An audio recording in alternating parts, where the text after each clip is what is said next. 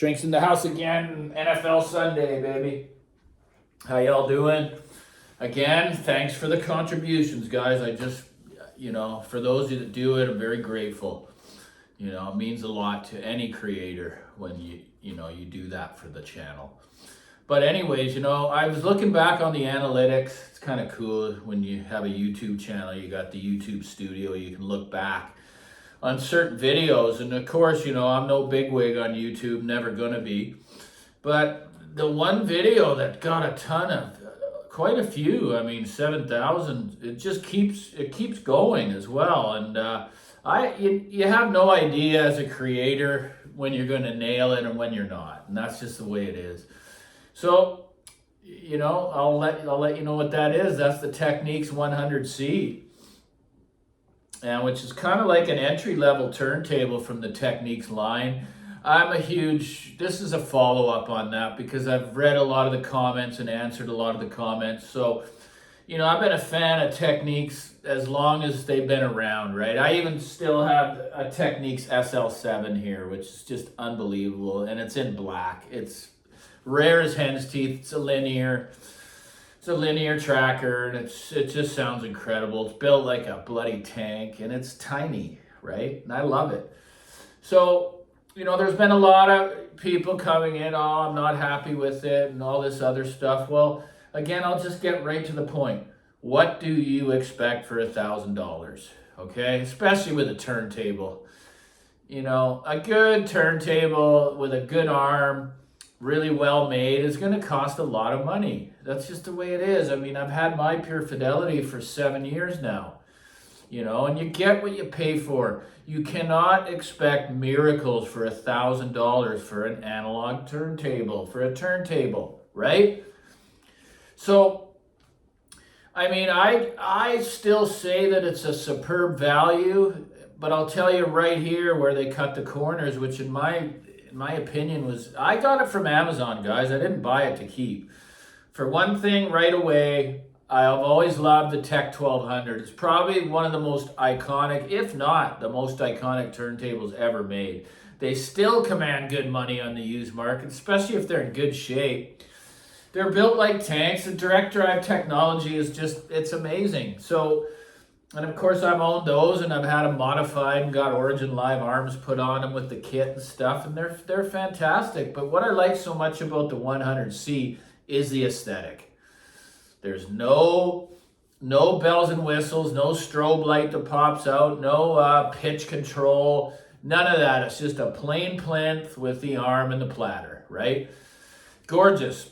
And it's not, whatever it's made of, it's very well built, guys. The plinth is phenomenal. Everything's phenomenal on it, except for two things that I felt there are areas where the corners shouldn't have been cut. Okay, now the tone arm lifter it's just so cheap, guys. It's flimsy. It just feels like a toy, and I'm just warning you ahead of time, man.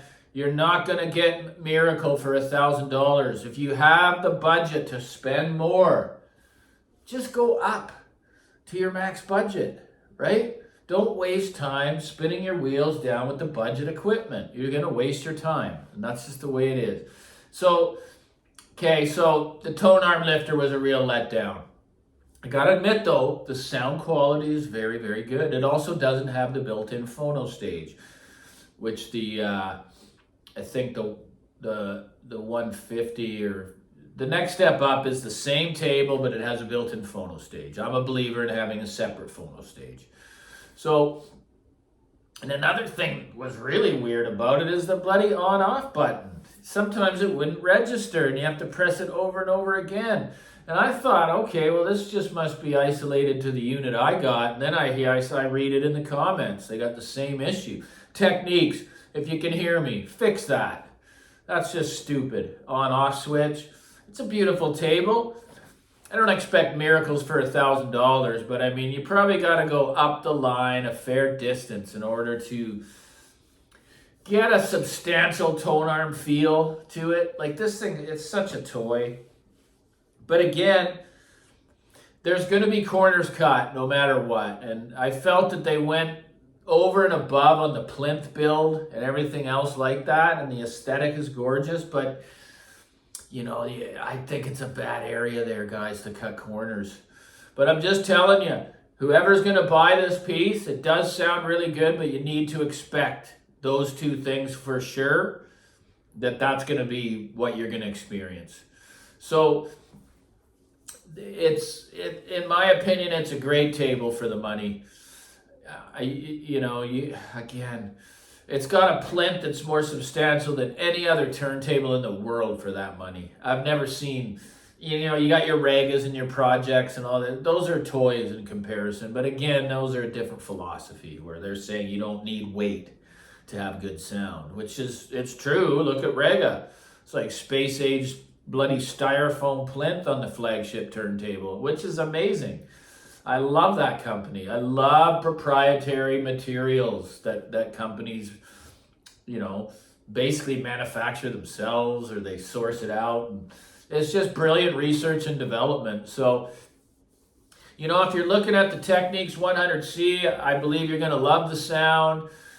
If you can put up with those few little niggles there, in my opinion, it's a fairly big niggle though, a tone arm. It's huge. You can always change the tone arm out, but I mean, it's a substantial piece, guys. I was so impressed taking it out of the box, and I didn't know that the tone arm was going to feel that cheap. It was really cheesy. But anyways, that video did really well, so I got to follow up on it and be more clear about, the findings. Because people thought I bought it to own. Well, no, I have a Horizon here, which is, it's a lot of money, guys. But it's a for life turntable. It's not, I'm going to buy this one, then that one, then that one, then that one. No, I wanted to buy a substantial piece that I could enjoy for my life.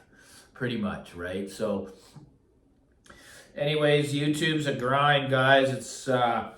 It's not easy, even for us creators that have very few subscribers. It still takes a lot of energy. And every once in a while, you get a stupid comment, a troll that just thinks they know it all. They're assuming things. They've never even been in your room, making these blanket statements. And I'm a little bit sensitive. I've gotten used to it. But, I mean, they rarely come on my channel. But you always got to get one, right? I just wish people would think before they speak, right? I can't assume that someone's room does not sound amazing just because the mic on the iPhone presents it in a certain way. I just wouldn't even say it because it's contempt before investigation. Happens a lot. Assumptions happen a lot. And it's cool. I'm just here to help, man. I'm just here to try to share my experience with anything I possibly can to help somebody to avoid suffering, avoid spending money they don't need to spend. I've done a lot of suffering for you guys already. So just to let you know, and I don't wish it upon anybody. I just don't. It can become a real sickness. Anyways, guys, like and subscribe. Enjoy your Sunday. Shrink loves you.